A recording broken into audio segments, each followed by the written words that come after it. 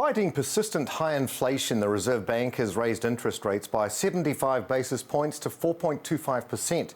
Its single biggest ever rise. Now it's forecasting a recession from mid-next year until 2024. Here to discuss rising inflation with us is Massey University Associate Dean Māori and Economics Professor Matt Roskruge no Te Atiawa, Ngāti Tama. Tēnā koe ahoa, thank you for joining us. Kia ora, Neil. I'm in the ever-stuffy Royal Society today, so it looks a bit different from my usual backdrop. What a beautiful backdrop. Now, the Reserve Bank raised interest rates by 75 basis points yesterday. What does this mean and what impact will this have on whānau? Yeah, so they've raised the interest rate that banks pay to borrow from the government, and so that's going to flow into increases in the cost of borrowing from your credit cards to your mortgage. Basically, all the debt that we have is going to become more expensive to service. And of course, banks love to put those prices, those high interest rates. Yeah, they pass those interest rates over pretty quick. So that's going to have that's going to be quite tough for whānau who hold debt. Now, see, these rising inflation for Aotearoa is being described as a cost of living crisis and doesn't make things any easier for whānau. What will these interest rates increases mean for those already struggling to afford the basic necessities?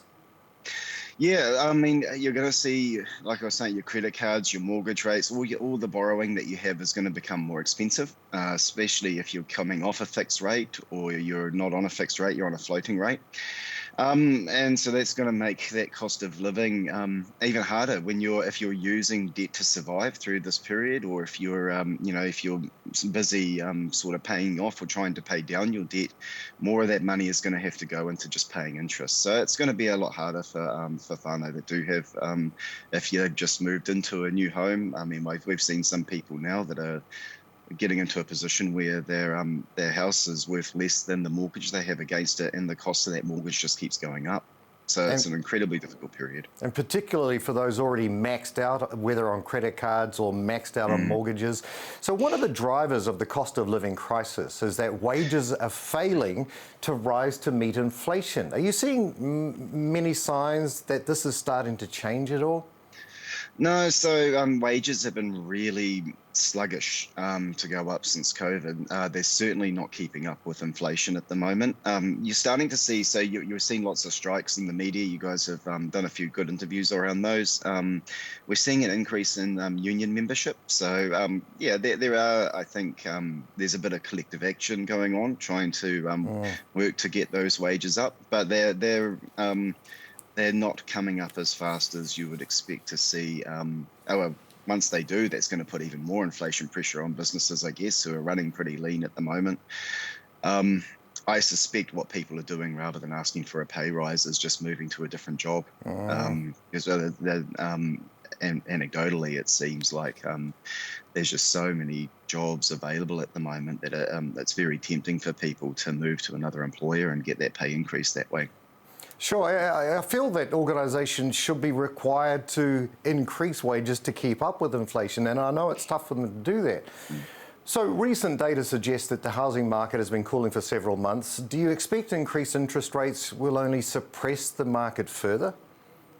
Yeah, absolutely. So like I was saying, we've seen house prices fall. We know some people are getting into a position where they are, they're really struggling to justify the big mortgages that some of them took at the peak of the market.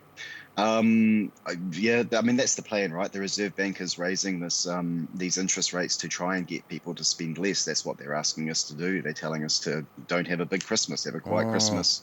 Pay down your debt. They're really trying to take the heat out of the economy. But at the same time, like you're saying, there's all these businesses that are just coming out of COVID. They're trying to start up again. They desperately need people to spend as they try and rebuild their business or their practice post-COVID. So it's a really difficult situation. And how hard is this going to hit renters? Well, the last time I looked at the data, the rents hadn't been going up quite as fast as you might expect, given the increase in the mortgage rates.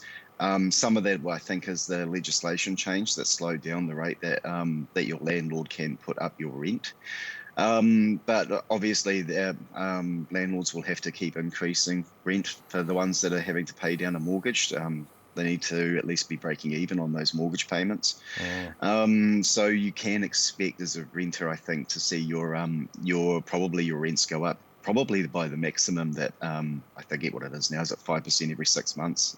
It changed recently, but there's a maximum that your landlord should be able to put up your rent, I think, and you'll probably see landlords pushing the max as much as they can. Hard for people in retirement villages and that who don't have those protections. So I've heard of some retirement villages putting up their body corporate fees by a huge amount, like 30%, some of them, more out of your pension every month. Look, there just is these flow-on effects that's just devastating for so many people. Look, appreciate your time today, Associate Dean Māori and Professor of Economics at Massey University, Dr. Matt Roskruge. Thank you so much for your time today. We'll be talking more, no doubt. Ngā mihi. Ngā mihi.